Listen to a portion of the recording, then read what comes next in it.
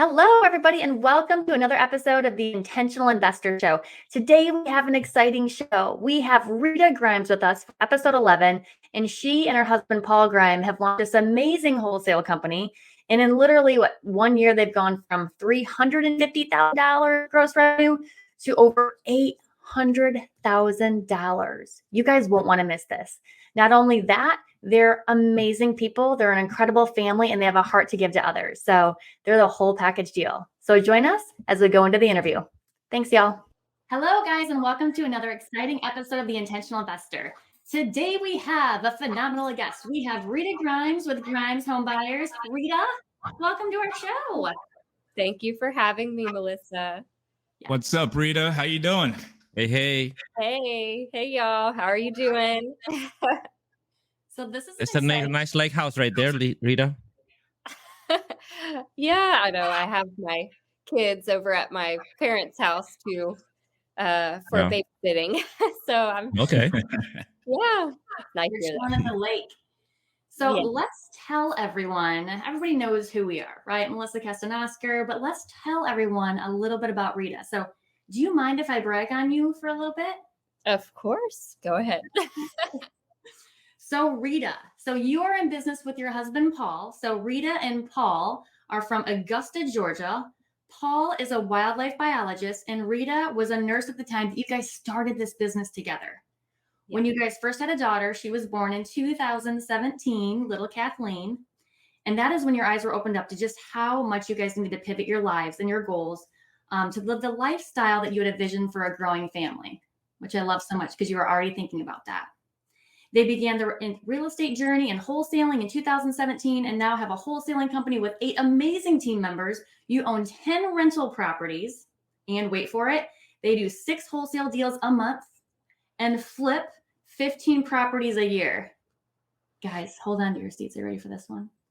In 2020, they did $350,000 and have grossed a little over $800,000 this year so far, which is incredible.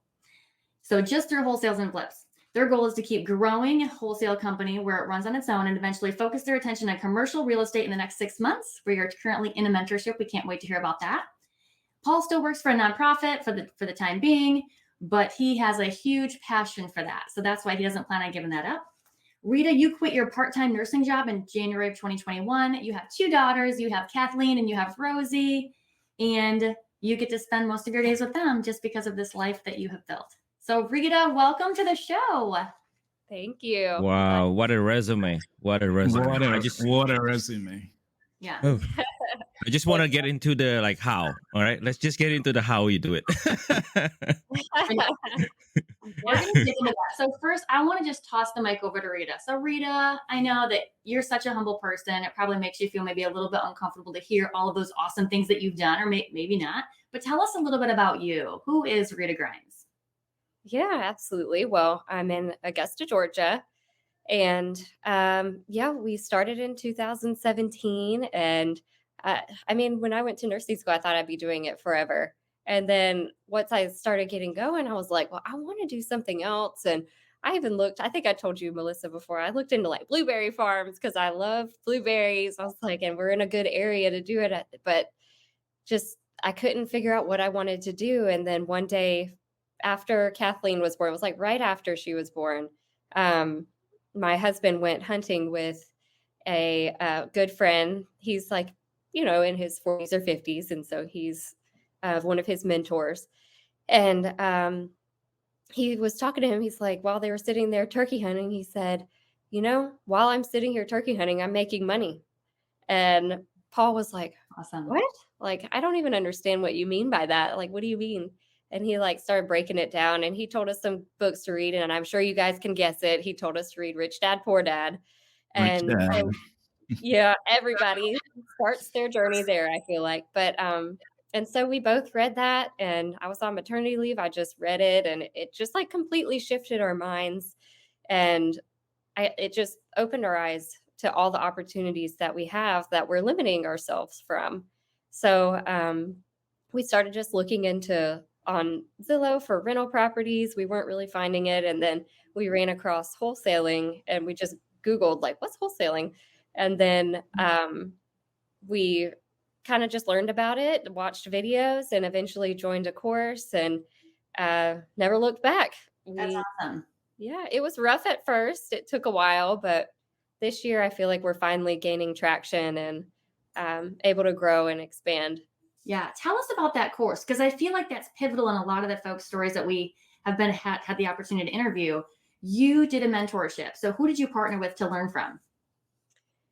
I did Wholesaling Inc. with Tom Kroll. It's not through him anymore. It was back when it was smaller.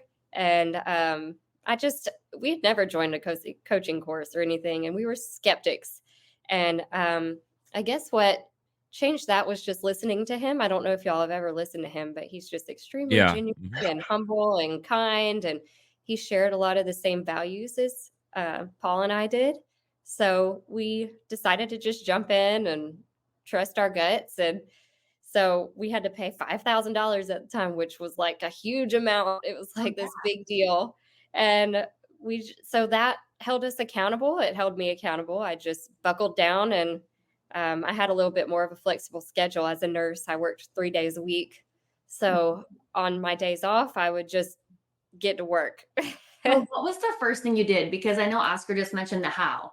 And so I can just tell you, just to like rewind a little bit, when I met Rita for the first time, I'm like, I will call you just to listen to y'all talk. Like, I love it. So I'm sure if you got people on the phone, they're like, who is this girl? She sounds sweet. Tell us what you did to get started. Like, what was your first action after you joined that program? Well, when we first got started, I guess you mean like marketing channel, or how granular are you wanting to go? So I would say, like, once you started Wholesaling Inc., once you read like Rich Dad Poor Dad, let's talk about the how. Because this is a show for people that are looking to start out, that are really nervous to get started. Like, where would you tell that person to start initially? Okay. Yeah. So I guess, especially for people that are trying to get started that have kids and they say, oh, we just can't do it, we're way too busy. And I realized I had one, and she was a baby. But it was still very stressful becoming a new parent, and then also trying to learn how to do this completely different field of work that I've never even, been acquainted with. So what I did was I just worked during her nap times, and I watched the videos, and each video gave step-by-step actions of what I did, and I did them. I held myself accountable, and I just did it. And one of the things I'm most thankful for is that they charged money for it. I'm like, thank you for doing that, because if you didn't, and I was just getting all this for free on YouTube, I probably wouldn't have done it, So anybody who's scared of that part, there's a reason. And I love it. So, so at first I started doing mail, and it was going okay. And I had so many moments where I felt like it wasn't working. And I mean, I still to this day feel like that, but I just kept going forward, and I trusted what I was from Tom Kroll. I trusted all the things that he was teaching me, and that I would see progress.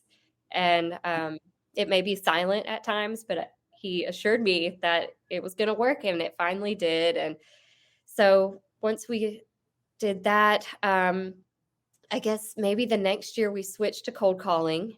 And that's how I met Melissa. I took the TTP program with Britt Daniels, and that excelled us even further. It was exactly what we needed for that time being. I'm not saying mail doesn't work, but it was great because I could make my own hours, and it wasn't like my phone was constantly ringing from mail. And it was just hard because, I had a baby. I could only work during nap times and stuff. So cold calling worked for me at the time.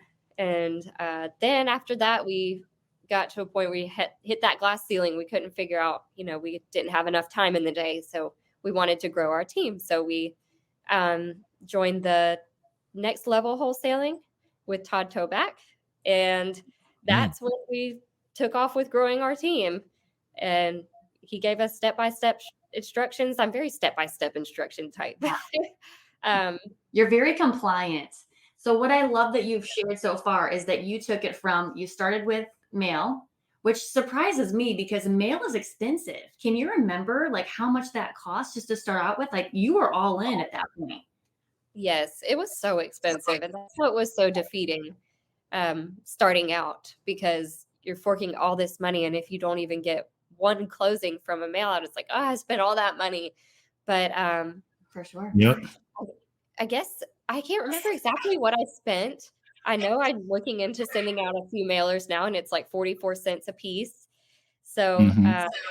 times that by 500, which is what I think Wholesaling Inc. told us to do at a minimum, like I think per week or something. So it was a lot of money. Wow. They warned us. Yeah. They said we need to have about $1,500 or maybe even 2,000 to be able to invest into marketing. Rita, So can I ask you a question just to dig a little bit deeper into that? So you sure. talked about mailing out. You live in Augusta, Georgia, which Augusta, Georgia is how far from Atlanta? 2.5 hours. So 2.5 hours away. So how did you pinpoint the zip codes that you were going to mail to? Tell us about that. So there's ways to find the hot zip codes. Let's see.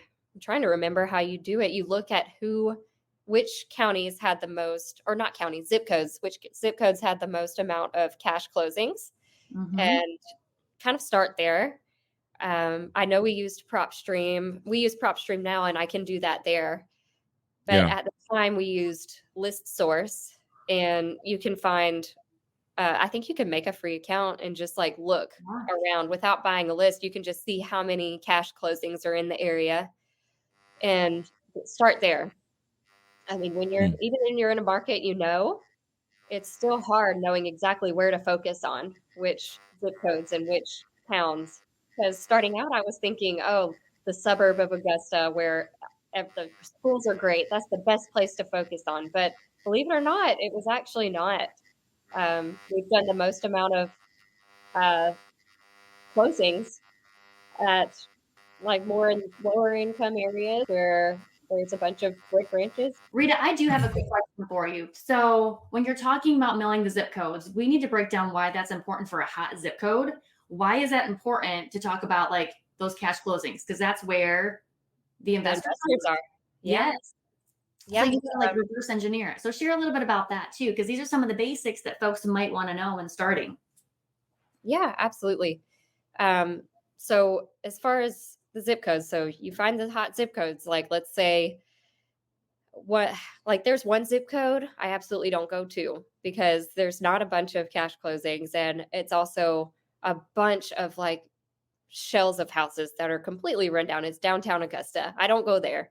And a lot of investors just completely leave it out. And you learn that from partly experience and also by looking at those hot zip codes. And once you start closing on properties and start getting them under contract and start talking to the cash buyers that you have, you learn more about what they want. And that's one thing that Tom Kroll always taught us. He said, when you're getting started, let's say you have a property and you send it out to your cash buyer list, and you don't get any response or interest, call a lot of them and ask, like, what is it about this property that you don't like? What about the area? Which areas do you prefer? And obviously, I suggest getting a very hefty cash buyer list before you ever even send out your first property. Right. Yeah, that's a huge game changer. Yeah. And here's some key things I want to point out for people that's listening, right? You had a job. That's the first thing. You had a job, you were a nurse. Then you had a baby.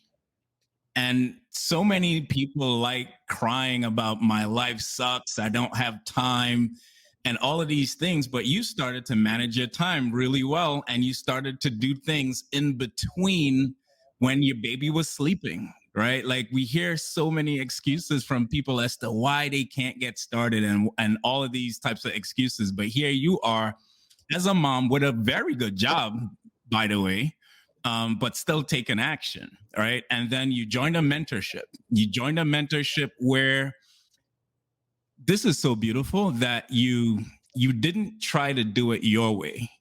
You just said you surrendered yourself to saying, I'm going to just listen to whatever this person tells me to do and do it, right? Like some people would have said, "Oh, I don't want to do mailers. Mailers is expensive. It's dumb. It's yada yada yada," and not do it. Even though it was expensive, you stayed the course, and you did it, right? And until you then grew and went on to another mentorship that was a different technique. I don't know, Right. like, are you guys seeing a trend here? Join a mentorship that's going to help you and give you the next steps, right? And so now you're in your third mentorship, and people ask, why do you pay so much money for mentorships and all this type of stuff? Because I think within the last couple of years, I'm like 50 grand in with just mentorships and classes and all that. But guess what?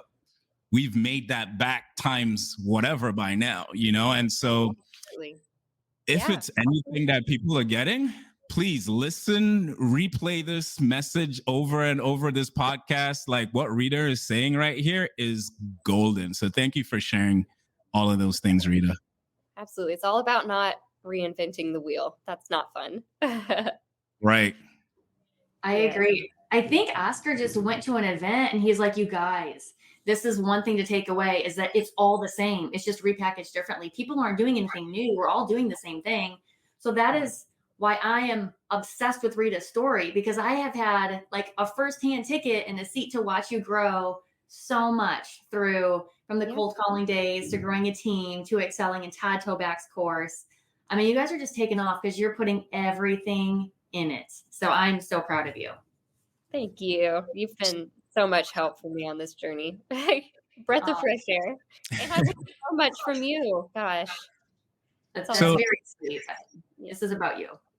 Here's a question that, based on some of the things that you shared and some things that we're implementing currently, let's talk about your time management. How important is that to get things done?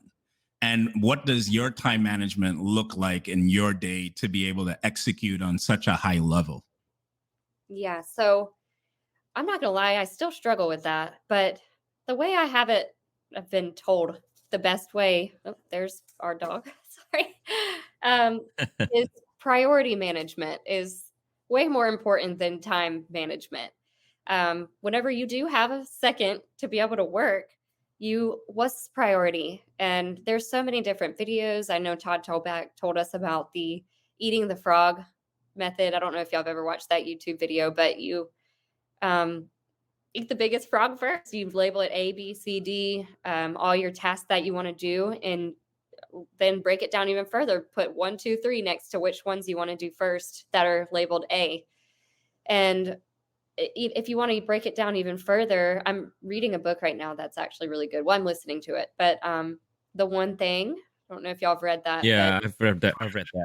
I love Yep. it. I've already listened to it, and I'm listening to it again because I'm at a point in my life where I need it, because life just gets even more chaotic with 2 kids, and it pretty much breaks it down. He says, I used to ask my team, what are the 5 things you can do this week? And then he wasn't getting anywhere. And he's like, okay, what's the 3 things you can do?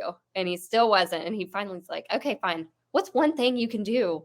And then his business like took off. And it's so true. And it's about the momentum. If you're sitting down and like have monkey mind, he says, and just like going all over the place, trying to finish all these tiny tasks before trying to put off the big one that you're kind of putting off, you're going to get nowhere. You're going to accomplish nothing for the day, and you're going to go to bed feeling defeated. So it's so much better to just focus on that one thing. So that's how I try my best to tackle my to-do list every day. That's so awesome. That's so awesome. I love it. We're trying to implement the 12-week year, which is very similar to what you're sharing right now in terms of like breaking down your priorities and all that type of stuff. And the going from not planning to actually planning could be very frustrating, and so we're going through that phase of even writing it down. Like, okay, what are the tasks that needs to be done this week or this month, and so Yeah, absolutely. I love that you shared that. Thank you for sharing that so much. I think, Oscar, you had a question? No, I mean, well, I have a lot of questions, but let's prioritize that, right? So, I love it. I always want to know, obviously what I'm hearing from your testimonial is like you're a great student, you're a great disciple, right? You're able to take people's mentorship and implement and be accountable, right? Right. So, but I want to know what are the struggles, right? Because not in terms of the mentorship struggles, but what are your struggles when you started, right? So Yeah. because I feel like I'm always a student of failure, so I fail forward. I made a lot of mistakes, even when I'm in mentorship, right? I'm sure you have some stories. So I would love to hear some of those, biggest, maybe most crucial failure you had early on, right? Maybe your first wholesale, maybe your first talking to the seller kind of thing, right? And how you overcame that, because I think I love hearing those. I love hearing how people overcome those so they can level up. Yeah, absolutely. So I will say that the first wholesale deal, we made a whopping $0. Nothing. We literally There you assigned it go. what we got it for, and talk about feeling defeated. But I mean, Hmm. the way that we have to shift our minds is we're helping people, we help the sellers. Hmm. And then actually by doing that one and not canceling because we made nothing, it actually led to another closing where we made a whopping like 1,000. But back then that felt great. So Hmm. It's a I guess, win. yeah, absolutely. The biggest struggle at first is just getting going and building Hmm. that momentum and not Yeah. feeling defeated. Um, and I wanted to mention it anyway, but the gut check moments, like where you literally feel like everything is falling apart or you're not making Hmm. any sort of progress and you're seeing no returns on all your hard work. And Yeah. these gut check moments are so real and they're brutal. And one moment you feel like you can conquer the world, and the next you feel like I can't even conquer this moment. Yeah. And someone warned me of these when we got started. And the bad part of being new is nothing but the grind and the struggle. But it helped Hmm. me immensely to hear an experienced entrepreneur assure me that it's totally normal and something Yeah. everyone who has a business goes through every single day, even when you are finally past that first little mountain, you finally hit a peak and then you go down again. Yeah. Oh man. Hmm. But it Yeah. still happens to this day. And it's Hmm. for anyone out there who's new, it's normal. You're Yeah. gonna Yeah. feel it No, 100%. I love it. I love it. And I wanna make sure that everyone knows, right? Behind those success, there's all the struggles and failures and hurdles we have to go through, right? So because Yeah. I see a lot of people chasing the next shiny objects, right? People hear this podcast and be like, oh my God, like she's sitting on a lake house, like she's on a boat and she's making like, what Melissa said, right? 850, 2 million or whatever, right? But you know you have to know there's a lot of sacrifices, there's a lot of struggles, there's a lot of failures, and this is what makes us resilient, right? Because that's we learn from it and we follow instruction. And the important part that you just said is there are people that's holding your hand and people who are saying, hey, this is a journey that you have to take. There's this time and experience that you have to gain, but Mhm. I'm with you here, right? We're with you. We've been through that, and we can assure you that if you keep going through this, it's going to be good, Right. It's right? a And a lot of people stop, right? A lot of people stop when they, and part of it is because the YouTube thing, right? I mean, they look at YouTube, but YouTube is just videos, right? There's no way for us to contact the people on the other hand or on the other side. So then right. now they become frustrated, right? And again, it's going back. I mean, I feel like we're selling mentorship, but we're not. You know what I mean? We're Yeah. just saying that, hey, get to a good community, right? Get to a good community, get to a good group. Either if it's like a local, if it's like virtual. I mean, COVID and everything made everything virtual. But before, I mean, I had a mentorship that was just local, right? I was just going into like the Chicago RIA. That's it. I wasn't looking at Georgia or Indiana or whatever, or Milwaukee, whatever. Like, people are saying like, go to here, go to here, go to there. It's like, no, I'm going to start with my backyard. That's me. And I Yeah. joined someone local there, and that's and I grow from there, right? So Right. so yeah, Yeah. awesome. Thank you for sharing that. Yeah, of course. And I agree with all of that. It's very true. Yeah. I love that. If we can pivot for a moment, because there's so much good here in this interview. You and your husband, you guys are in business together. Can you just talk about that and break down just the dynamics, the boundaries, what he does best? Just kind of unpack that for us. Yeah, absolutely. So I guess what the best part about us is we work well together with leading our team. We each have our own strengths, and that offsets the others' weaknesses. And we both lead well together. And it'd be hard for us to each do it on our own, but we are blessed in the fact that we do it well as a team, us two. So we very rarely disagree with one another on business decisions. We just talk it through and figure out what's best. And we have our life balance too. We make sure, and our kids help a lot with that. It's not like we're always talking about business. Sometimes we do too much. And Kathleen will be sitting and looking at us and saying, hello, like, put your phone down, you know? So we have to make a conscious effort to stop the work and focus on our life and our kids and our family. So, but as far as working together, it's great. I mean, we do really well together, to sum it up. Yeah. How are you drawing those boundaries? And like, does he specifically deal with like more dispo? Are you more with acquisitions? Can you kind of break down that structure for someone that's in business right now starting that wants to go in with a partnership with their other half? Yeah. So starting out when we first signed up, I pretty much did everything. And at first, I'm not going to lie, since Paul's not here, I was like a little worried. I'm like, Paul, I'm going to do all this all by myself, you know, like I really would like some help, you know. And eventually he just like we took off and he finally stepped up. He takes care of all of the acquisitions and he probably does more with it than I do. So it's ended up balancing out. He does mostly acquisitions. He's the acquisition manager.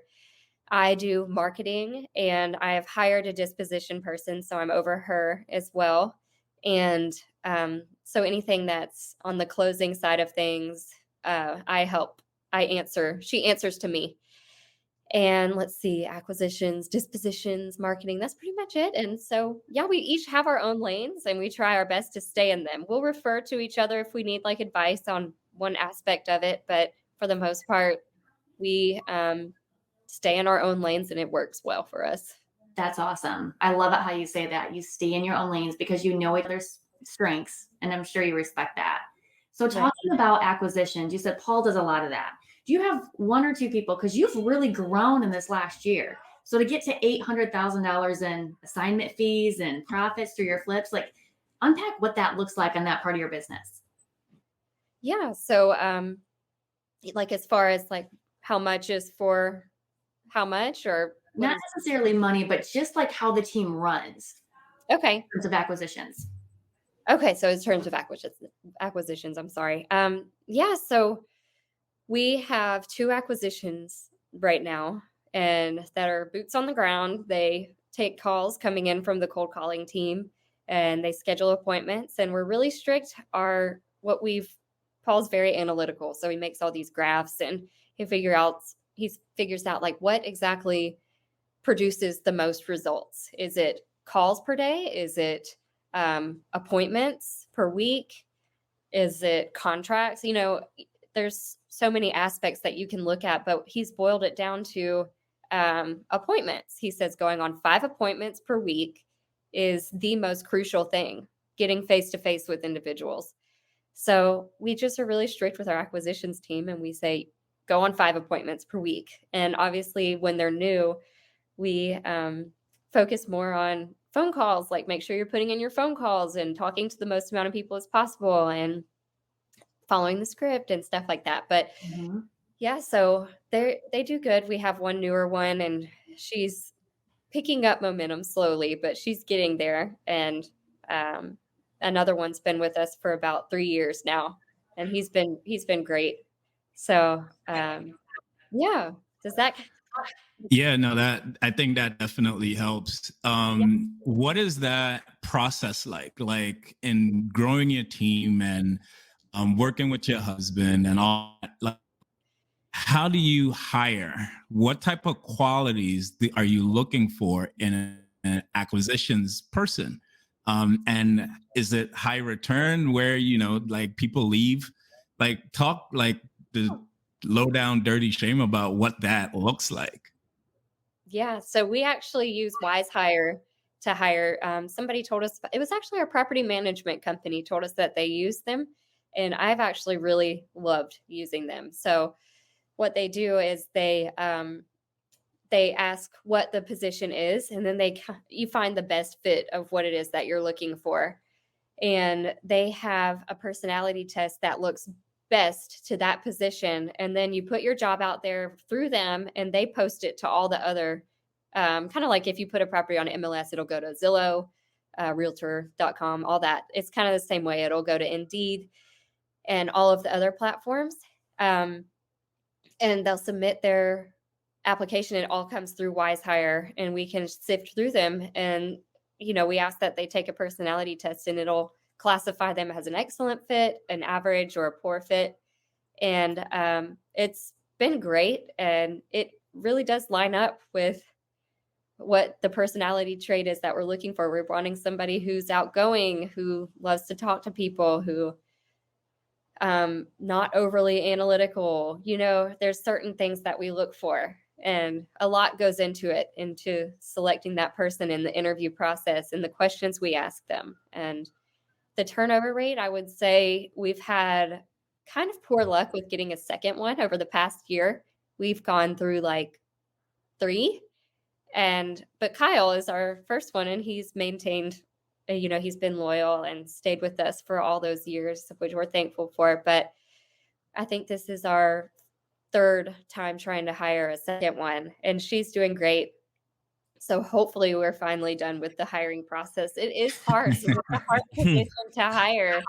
Yeah. And had to alter the way that we pay. We give draws when they first start just to get them through those few rough months. There's certain things that we incentivize them with, since it is a very and I think I had that exact talk with Hannah the other day about what I said about those gut check moments and how you just feel so defeated, and she's new, so she doesn't know anything but that. Whereas Kyle, when he has a slow month, it's like, I know it'll pick back up, but she doesn't know that yet. So I'm really trying to teach her that. And see, this is where I step in sometimes. We're both girls, and we can relate more to one another. So it helps when I step in acquisition sometimes. Yeah, absolutely. And so at what point did you realize you wanted another acquisitions person? Was it a time thing? Like, when did you know, like, okay, we got to start scaling this up a little bit more? Well, yeah. So Kyle was starting to say he was overwhelmed with the amount of leads coming in, and because and then we increased to another cold caller. So I knew we had to have a second one, or else we would bog him down and things would fall through the cracks, which they already were. I was seeing it on Podio, these leads just falling through the cracks. And maybe we have some good friends in the area who do what we do, and we have a very friendly competition going on. But, they would get it. And I'm like, Kyle, like, come on. But I can't blame him because we didn't hire one. So it was time. We just figured it was time, basically. We wanted to expand, and we didn't want to overwhelm our current employees. So, yeah. I think Keston got that one that you lost.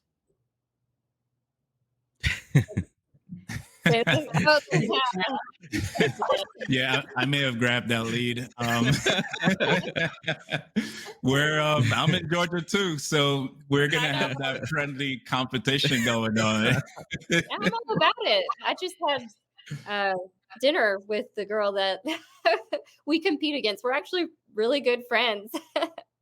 So that's important. No, that's awesome. And I actually have a bunch of leads in Augusta, and I mean, shoot, we could send them your way, because if that's your neck of the woods. Now, do you market in Augusta, or are you like closer to Atlanta? Where do you market? Augusta. Just Augusta. Gotcha. Yeah. Wow. How incredible is that? Wow. If we did branch out, we might go more towards Columbia, because I feel like Atlanta is saturated. For sure. That's one of the biggest hot spots for investing in wholesaling. There you go. Yeah. And guys, I want to highlight this, and it's so important because I think we get FOMO when we see other people doing big things in different areas and all of that. And here you are, and FOMO is, for those who don't know, is fear of missing out. So you have this fear of missing out, and you jump from zip code to zip code, from area to area, simply because you see people doing well in different areas. But here we have Rita killing it, crushing it in her backyard. That is, to me, amazing. I would have never thought you could make that much money staying in Augusta. Like, just being honest. Like, I know, I would have right? never thought. That's amazing. I love that too. I'll tell you, one of the biggest companies in Indianapolis, they preach all the time. They're like, stay in a neighborhood, learn an area, work the area. Don't go wide, necessarily go deep. And so just from having the asset of Paul being able to look at those KPIs and look at where you guys are producing, you're able to even hone in deeper. So that's amazing. Thank you so much for sharing that. Yeah. Yeah, absolutely. Oscar, do you want to say one more thing before we pivot off to the next section? I mean, there's so many things that was just unpacked right there. I mean, the fact that we just say, hey, stick with your neighborhood doesn't mean that, we don't want you to go to different neighborhoods, but there's so much gold to be mined. And if you just look for the right spots, the right people, the right, just it can be done, right? Everyone can do it. Just, again, it's Easy. amazing. Yeah. Yeah, Yes. and just one thing before we go on to the other segment, I wanted to ask Rita, because we kind of glossed over this previously. I also worked my wife in this business. And what do you guys have in place? Like, what systems, anything? What do you guys have in place to stay connected? Now, I know the kids, that's one, but like for you and him, no kids, no business. What do you guys have in place to just really stay connected? Yeah. Well, I mean, especially in the evenings, we just make a point to talk about anything but business. And we have to be intentional about that. It is hard for us to get out of the house and go on date nights, but that is so important. We just went on a trip, just us two, to California, and that was wonderful. And then I think in March, it was our 5th anniversary, and we went to Jackson Hole and went on a skiing trip. And Nice.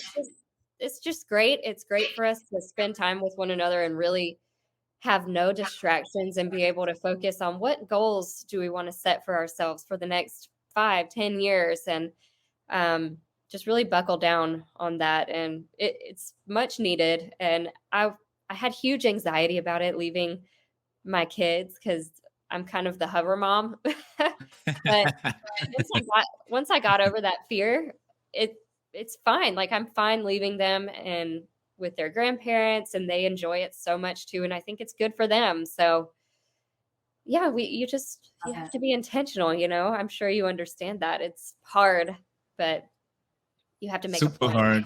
Yeah. And what we've heard in our marriage groups that we hang out in a lot is that your kids, they're going to get big and leave, and then it's just going to be you guys again. So if you miss out on keeping that love and that fire together, then when the kids leave, you're going to be trying to discover who this person is, and if you even want to be with this person, right? That's why the empty nesters, the percentages of divorce in empty nesters is so high.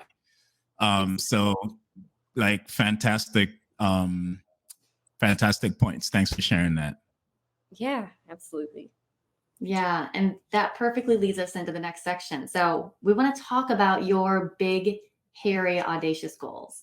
They're called BHAGs. So you guys just went to California. That was for a mentorship, right? So what do the next steps look like for you and your hubby? Yes. So we are wanting to pivot eventually once we have our wholesaling business completely running by, well, 90, 95%. We'll always have to have a little bit of involvement. But for the most part, we want to have it completely running on its own. And then we're really wanting to pivot to commercial real estate.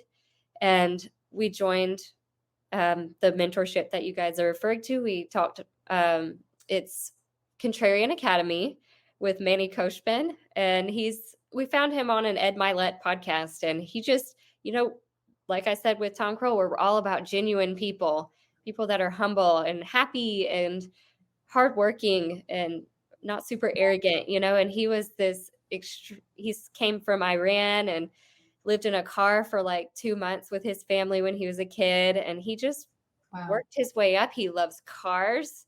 And so his goal was to have these big fancy cars. And now he's got them. Go look him up on Instagram. It's like the fanciest cars. I don't know much about cars. He loves cars like that. You can't just put a love there. He like loves cars. I know. He really does. But it's like he's like cute. I don't know. He's just like so giddy about his cars, and it's like this innocent love towards them. I don't know how to put it, but he's been so great. We went through his course just to learn about commercial real estate and that's going down a rabbit hole. Back to our goals, but we do want to pivot to that, and we're wanting Paul to eventually quit his job, but his goal is to somehow stay involved in the wildlife community because he loves it so much. So we're really hoping and praying we can find some way for him to still stay involved while also not having strings of a 9-to-5 attached. And our big goal by 2026, we want to reach a net worth of 10 million. Another good book is the Millionaire Fastlane. I don't know if y'all have ever read that. It's a really good one. Can you say that again, Rita? What's the book? The Millionaire Fastlane. Millionaire Fastlane. Okay. Yes, it's a good one. And it's kind of talking about how pretty much when you get to that point, you can make a choice of whether you want to retire or not. It's not like you just live on that amount the rest of your life, but you invest into different things where you can be more idle. You don't have to focus so much attention on the day-to-day. So that's part of our goal. We still need to iron that out, but that's a big one. It's very ambitious, but we got to aim for it. You do. Shoot for the moon, land on the stars. So yes. Talk about the commercial real estate. Like, is that where you guys kind of want to hang your hat for like the remainder of your real estate career? Probably. We both have a passion for it. We see that what Manny does is what we do in residential, but on a larger scale.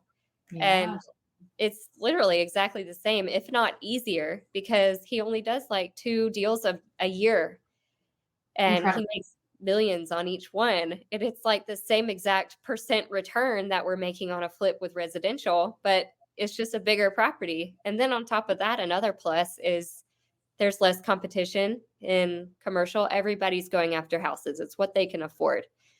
We want to go bigger, So we're still learning a lot. We have a long way to go in regards to learning.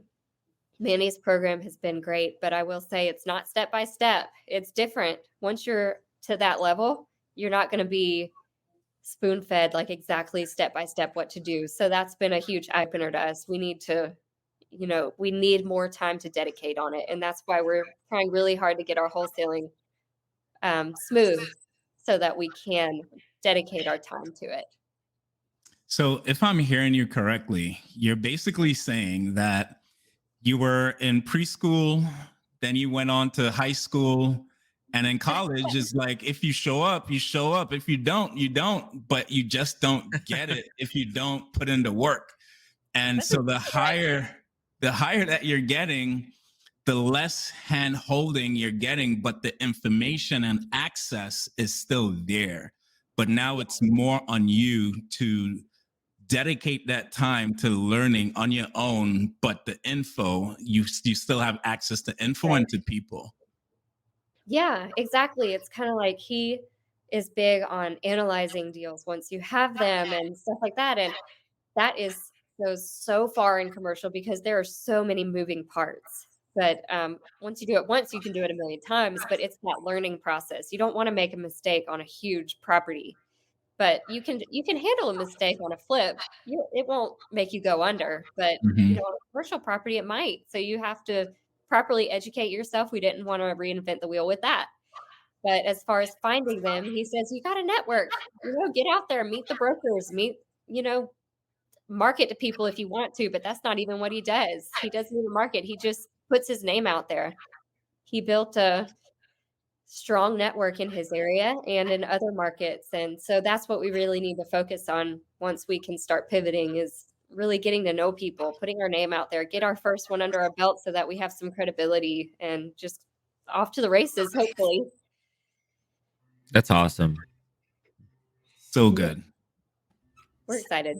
I'm so proud of you. I'm just excited to be knowing. I mean, this is the first meeting with Rita Grimes, and I want to make sure that you're in my circle, because me and Keston, we were talking about, Keston, I think we can do high 7-figure, and you just said, oh, we can do 8-figure now, and I'm like, this is the person I want to hang out with, because this is how you scale up, right? You're talking about a 7-figure, now you're talking about 8-figure, which is great. We're not talking about the numbers, we're talking about the goals, what's next. Yeah. For me, I've been doing wholesale, buy and hold, rentals and flipping, and now in 2022 I'm starting to build to rent, right? So that's what I'm doing, right? So I'm scaling up too, but listening to you and everything, there's so much opportunities, right? As long as you just stay focused. I know there really is. It's amazing listening to Manny too, because he's came from such a terrible place, and he just goes on and on about all the extreme opportunities that we're so blessed with in this country. So, I mean, anybody can do it. You just got to put your mind to it. I know that's cliche, but it's so true. It's so No, true. And yeah. what I want to highlight here, like let's go back to what question Melissa asked Rita. It's, what are your goals, right? And so you have goals, you have a vision, and then you're taking steps. You're breaking all of that down into steps as to how could I get there in the next couple of years. 2026, I want to be 10 million net worth by 2026. And so you're doing the baby things, which is like going to a mentorship and starting to learn and do all these little things to get to the bigger goal. I think for many people, we're in this instant gratification world where we see it on Instagram and it's like, oh, I just want to be like Manny today. How could I get a car? How could I do all of these really cool stuff without breaking it down, without visualizing, hey, this is what I want to get to in a few years. And these are the plans. These are the things and the goals that I need to hit to get there. And like, to me, that's amazing. That's my takeaway from what you just shared. It's like having your vision for the next few years and breaking it down step by step. Like, we're still in 2021, but here you are joining a mentorship to move your goal forward for 2026. Like, Mhm. I want to say who does that, but this is what it takes to be able to get Mhm. there, Yeah, Yep. I know. And it's like pretending you're climbing Mount Everest. It's like you feel like it's taking forever. You're not getting any progress, but then you turn around and you look how far you've come, and you've come a long way. And that's exactly how it is. We feel every single day we have this grind and this to-do list and priorities, and it's so hard to get wrapped up in that. But it's like, same way, how do you eat an elephant? One bite at a time. You just take it step by step, little things every single day, making the right decisions every day instead of sitting down and watching Netflix, which I'm guilty of sometimes. Tackle one of those top priority to-do lists, just get it done, and you'll feel so much better when you do. It'll propel you into the next day. So, Man, that's so great. This week I had an experience to what you shared where I started, like, I'm writing down the things that I want to accomplish, and I felt like I got beat up that day. I felt like it was a terrible day, but as I sat down with my journal to check off the things that I had written down, I had accomplished over 85% of the things that I had written down. And so now I'm like, oh, it wasn't a bad day. Like, why am I beating myself up? I was able to accomplish the things that I had set out.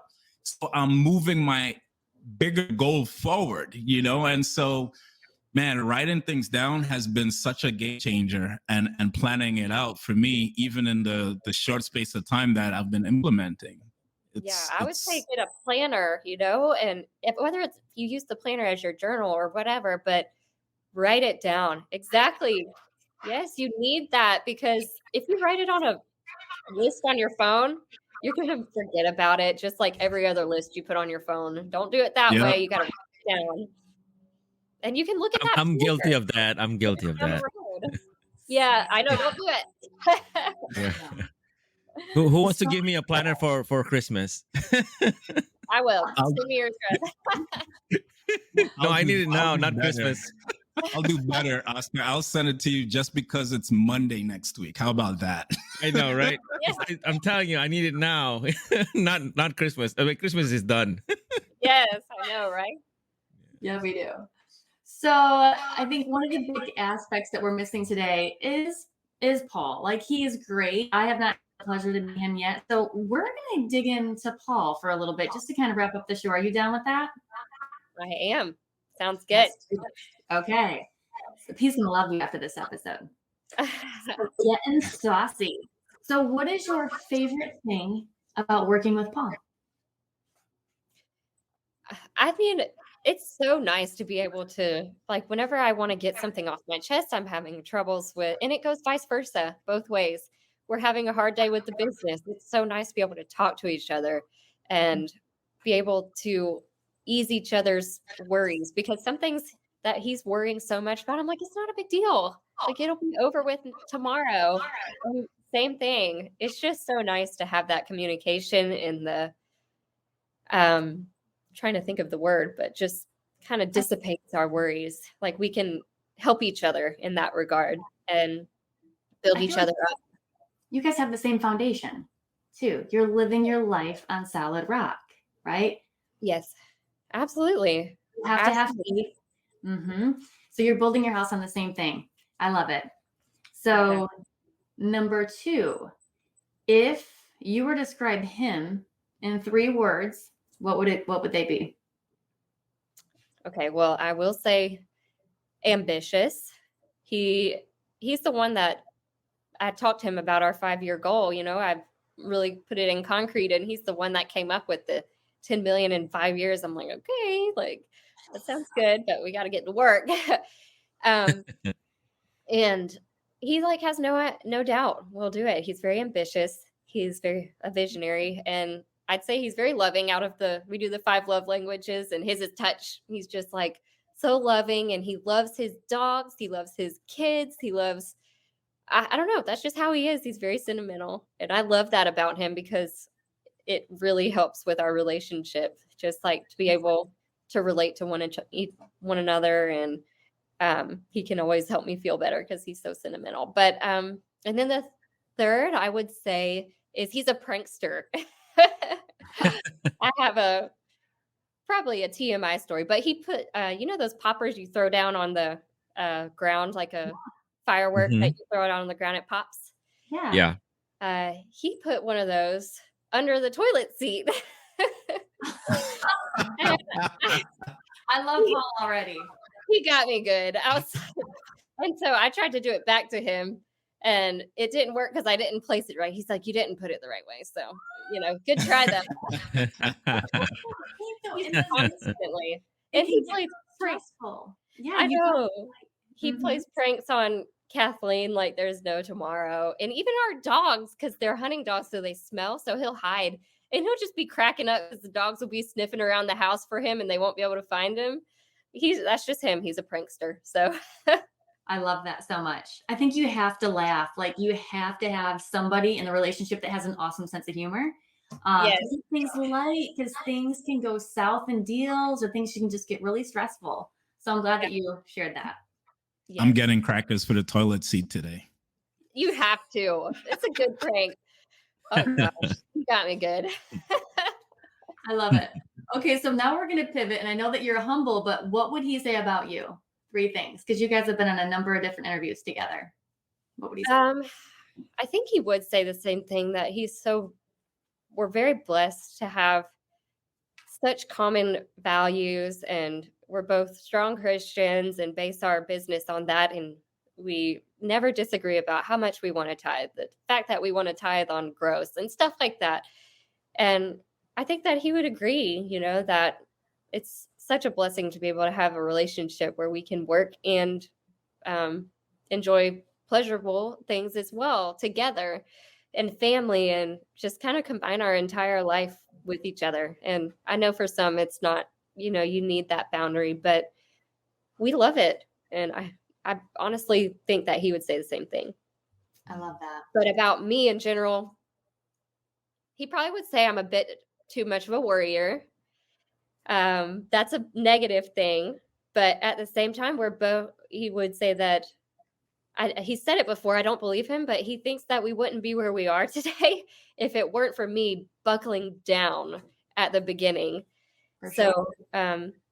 he always jokes and says that I'm the queen of the CSRA. I'm like, Paul, you don't know me if you think that. Like, but I communicate with all the buyers, and everybody knows me, but they don't know me because I'm in this little shell, because I'm with my kids and I talk to them through the phone. So he always jokes about that. And whenever they finally meet me, they're like, you're Rita. I didn't know who you were. I've never seen your face. I think that's so sweet. I'm just thinking about when the moment that friend planted that seed with Paul there while he was hunting, shared it with you, you took it to the next level, and you got that book, Rich Dad, Poor Dad, and you just kind of took off. And then he aligned his goals with you. And it's just such a beautiful thing. It just shows that you truly do love and respect each other. Just yes, so. Mm-hmm. Yeah, absolutely. So ambitious, worry. I don't want to say worry wart, but you worry. And then did I miss another one? Is there a third? Oh, I don't know the words. Brag on yourself. Ambitious. I guess visionary. He would probably say that. Yeah. I was the visionary at first, and now he probably is more of the visionary, but visionary is what kind of got us started. I had this huge passion for wanting to be an entrepreneur. My parents are, and I just always knew I wanted to do it, but they never handed anything to me. I had to do it myself, and I knew I had to. So I just figured out a way, just got to do that. Mm-hmm. That's awesome. Love it. Rita, thank you so much. Is there any one thing that you want to leave behind with our crew today? I was asked for like a pearl of wisdom or one thing that you want people to remember. Is there anything that you would share? Sure. Yeah. And this is kind of off the hoof. I was listening to a book yesterday about worrying, because I do struggle with that, and I try and better myself. And one of the things that the book said was replace the if onlys with the alreadys. So not if only I had that car, if only I had that house, but look at what you already have and show gratitude and choose gratitude. Actively stop yourself in your tracks when you're heading down that spiral and shift towards an attitude of gratitude. That's perfect. But that is amazing. So amazing. Mm-hmm. Very good. I think if we all embrace that, because we're always trying to get to the next level and be better, but contentment and just being thankful is key. And we're entering that season here in November. So yeah. And I read another good book is Ed Milet. He's got this really short one. I forget what it's called, but it's his main book. I can't remember, but it is so good. And he made this point about being blissfully dissatisfied. So wherever you're at, you're going to take yourself with you wherever you go. So if you're not content and satisfied with the life you're at, then you're just going to bring it with you. So wherever you're at, find contentment and also have this feeling of dissatisfaction so that you can excel forward and have that drive to, better your life even more. That's beautiful. Max out life. Yes. Max out your life. That is one of my favorite books. I'm not kidding, because it's short, and with kids, you got to be quick. And oh my gosh, there's so much gold nuggets. It's just back to back. Good. Yeah. I gotta listen. And so, to that. Rita, how could people get in contact with you if you do want them to know more about you? Yeah, absolutely. I'm on Facebook, Rita Grimes. And my email is Rita at grimeshomebuyers.com. So that's definitely the best two ways. I'll reach back out for sure. Awesome. So if people who are hearing this is in Augusta, Georgia, or somewhere around you, and they want to get started, right? They want to get started. How they can bring value to you, right? Because we're gonna have a lot of people who are newer in the business, the 9-to-5er, and people who really want to, just get in touch with someone who has experience. And here's the thing, guys. When you're hearing this, always well, Rita just gave her email, so don't spam her, right? But when you contact someone like Rita, always lead with value. Always lead with values, right? So what kind of values, what do you need, Rita, in your business right now? I know you want to scale up and everything. What if someone to say, hey, Rita, I don't have the experience, but I have the time. What do you need right now, Rita? Well, of course, you're more than welcome to call me with advice. I mean, asking for advice. I love giving advice. I love helping people getting started because I was there not long ago. And of course, once you get started doing this, a huge value is if you find any off-market properties, then bring them to me. Go. We can split the profit, whenever we find There a buyer. And that's probably the best way. I guess I could possibly use driving for dollars, but there you go. There's several things, but I don't even require that, just call and ask me questions. That's fine. Or email me. Yeah. So for example, if I'm just starting and I see, hey, there's this somewhat distressed house in Augusta that I just passed by, right? I'll be able to bring it to you and say, hey, Rita, I think this house is abandoned, right? I see tall grasses. I see newspaper, or not newspaper, like advertisement being thrown there, and I see like the mailbox full and everything, and I don't think, every time I pass by, I don't think the light's ever on, right? So that's one I can bring to you, right? And then you'll be able to do, your team will be able to evaluate it, to look at it, and maybe give some advice to, hey, if you can knock on the door, or you can ask the neighbor for information on that or whatnot, that's the value, right? And you'll be able to quote unquote partner somewhat to include me in that transaction so I can learn. Yeah, absolutely. There you go. Yeah, that's the perfect way. Or if you want advice on how to go talk to them, and don't be afraid to talk to them. That's another piece of advice. Just go talk to them. That's one thing that really taught me with wholesaling is I just have no boundaries now. I go talk to talk to people, right? TTP, talk to people. Exactly. Rita Grimes, you are beautiful inside and out. Thank you so much for being with us. It's a pleasure. I already know what we're titling this. It's building a life that you love and the empire. So Rita, thank you again. Y'all know how to get a hold of her. Are you on IG real quick or no? Oh, yeah, I am. What's the deal? It's at Rita P. Grimes.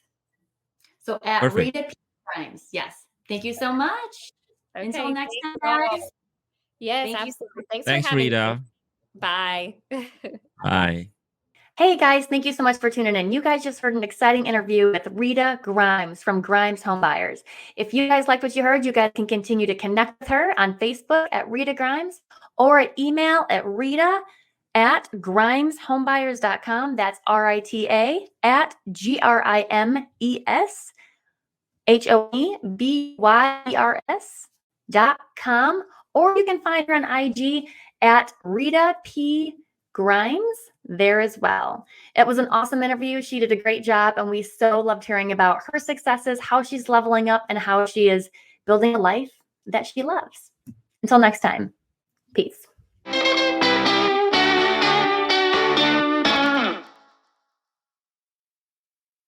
Hey guys, it's Melissa here from the Intentional Investor Show. If you like what you hear and if you want to dig deeper into your own real estate journey, hit the subscribe button below. We would love for you to join us. Thank you so much. Until next time.